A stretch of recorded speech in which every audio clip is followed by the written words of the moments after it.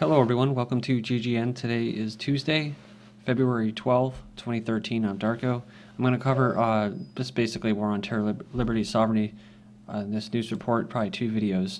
Pakistan tests short-range nuke-capable missile. So you're hearing a lot about North Korea and stuff like that, and a lot of fear ramped up around it.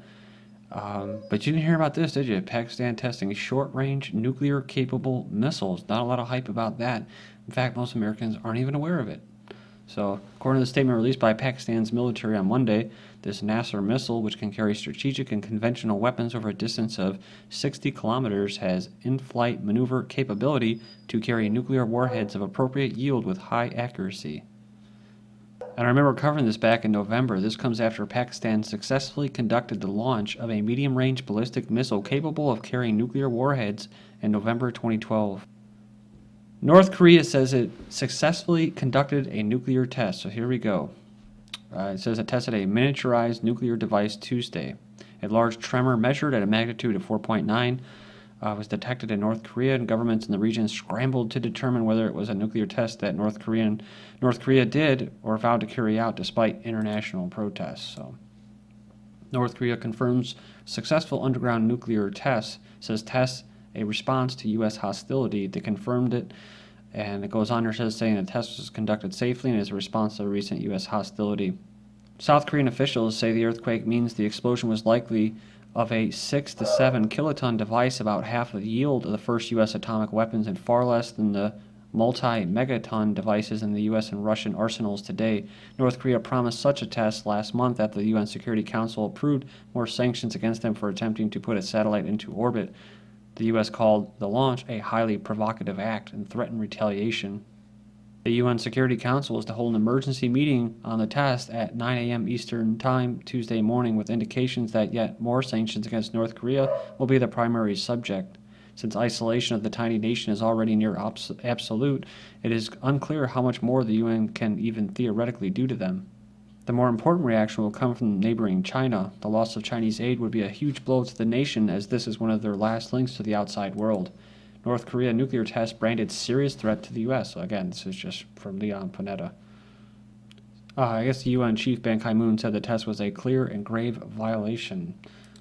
Then we have Netanyahu. Iran's new centrifuges near Red Line demands more sanctions despite Iran's continued use of uranium for civilian purposes. And what has become virtually a weekly attempt to spin a war with Iran is getting closer. Israeli Prime Minister Netanyahu cited Iran's development of improved centrifuges for uranium enrichment as proof that Iran is nearing the red line he has established for them.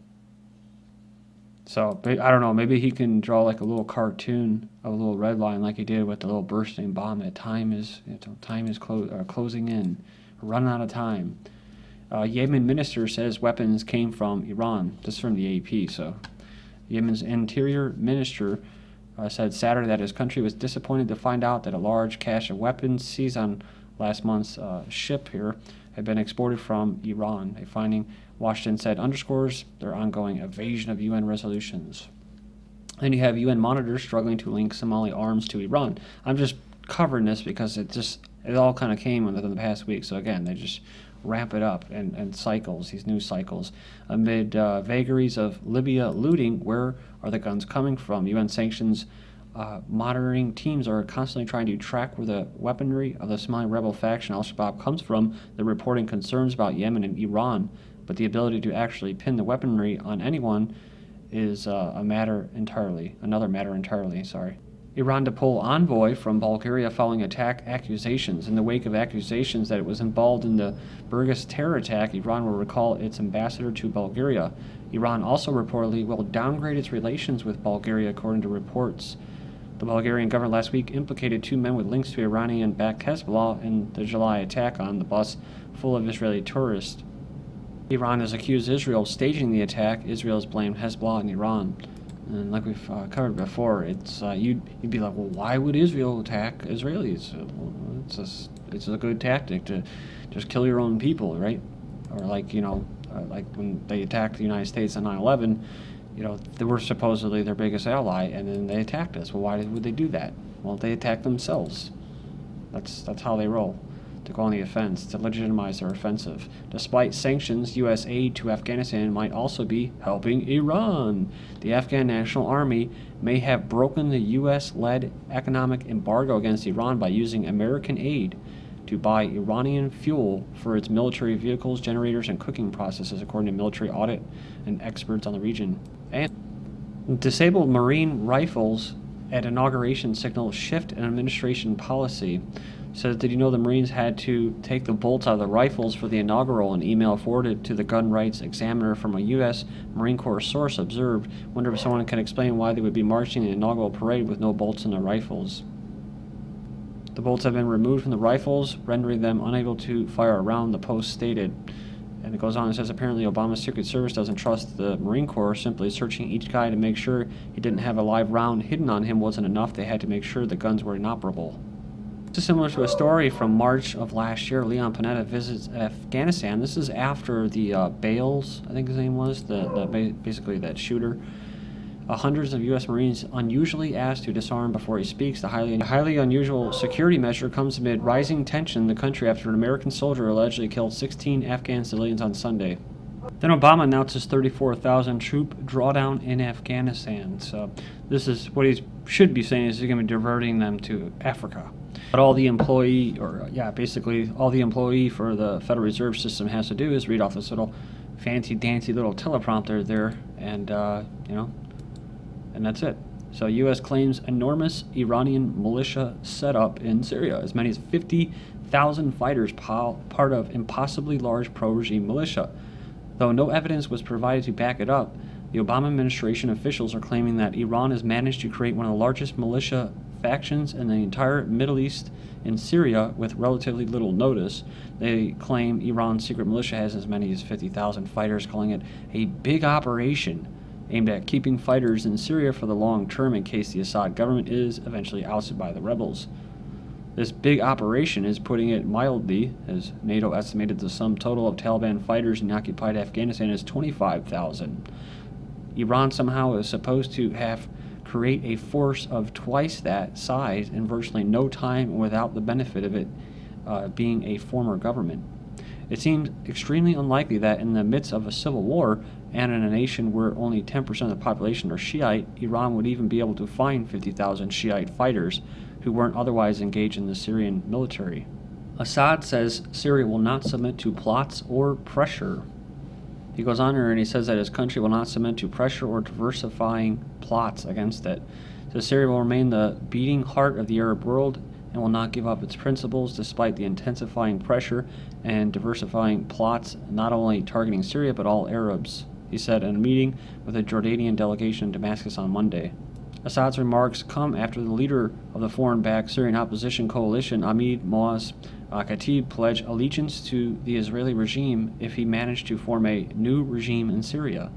He also admitted to having received information from the U.S., French, and German intelligence agencies on the bases and movements of the Syrian army.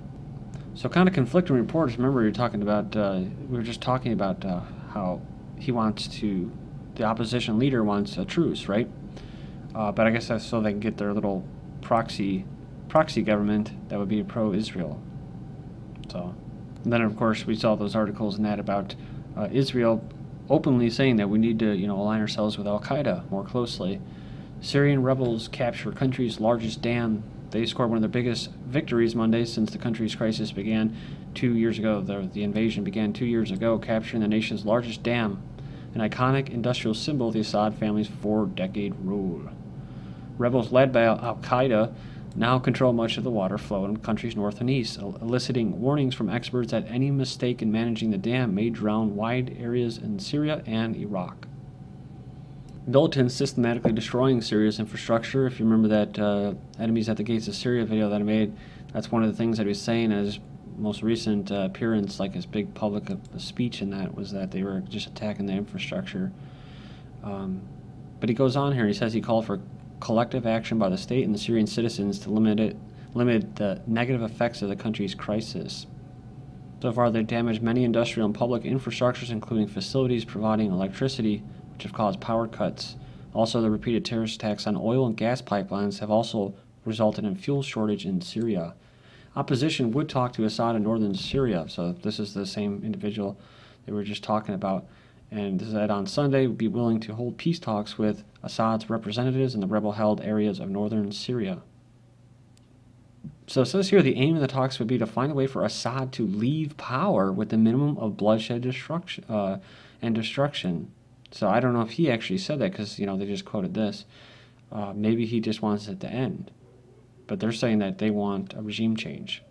And Israel's Netanyahu vows to stop Hezbollah from acquiring Syrian arms. Netanyahu has addressed a conference of presidents of major American Jewish organizations with comments that hint at more operations against Syria, i.e. that airstrike recently, saying his government cannot allow Syria to transfer weapons to Hezbollah in neighboring Lebanon. Well, what they did, they attacked a research facility, and but they said it was, they were trying to stop weapons flowing in there.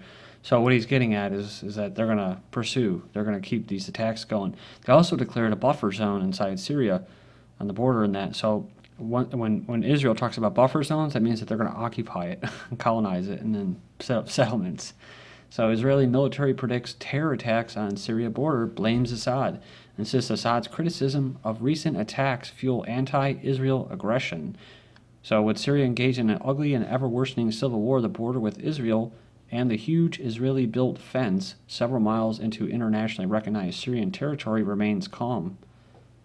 But it goes on here and it says that with Israeli military officials saying that the calm is deceptive and that the attacks from Syrian rebels or regime are only a matter of time. Israeli troops detained AP photographer during West Bank protests.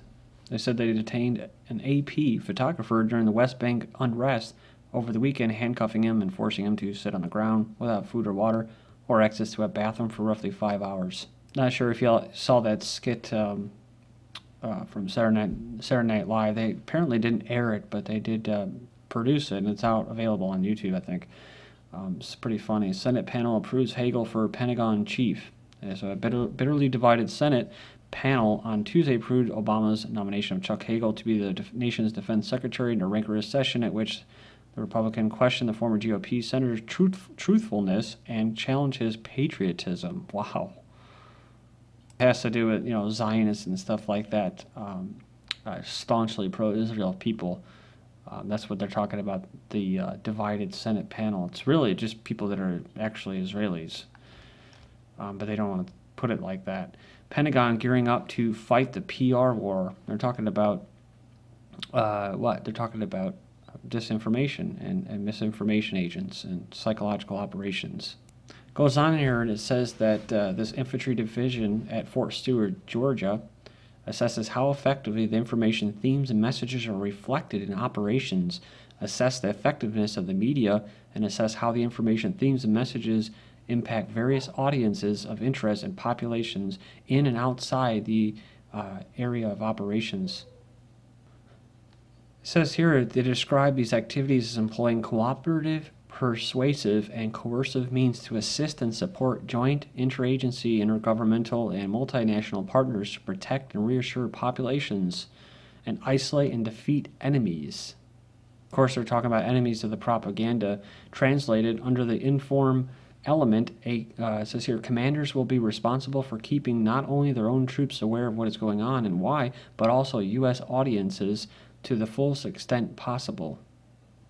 Says that commanders abroad will be required to inform their foreign audiences, balancing disclosure with protecting operations. Influence part is limited to foreign populations where, according to the manual, the goal is to get them to support U.S. objectives or to persuade those audiences to stop supporting the adversary or enemy. This is interesting, too, because this is very blatantly going on in Hollywood and in television. I mean, it's very clear. So it's not just foreign audiences, it's their own people because they have to try to legitimize the horrors that they're doing. The Army, like the other military services, has had PR operations for decades, but mostly they have been aimed at U.S. audiences. See? And we'll come back with this. Former German parliamentarian exposes West alliance with Al-Qaeda. It was in an article on News Daily. The former Bundestag member for the Christian Democrats denounced the unholy pact among the West, the Saudis, and Islamic terror groups. His analysis is flawed to the extent that the British aspect does not appear, but the piece otherwise is very useful expose. So they're saying basically the West is a de facto ally of Al-Qaeda in Mali, which most of you probably are already aware of. Either way, this is GGN. I'm Darko. Thank you.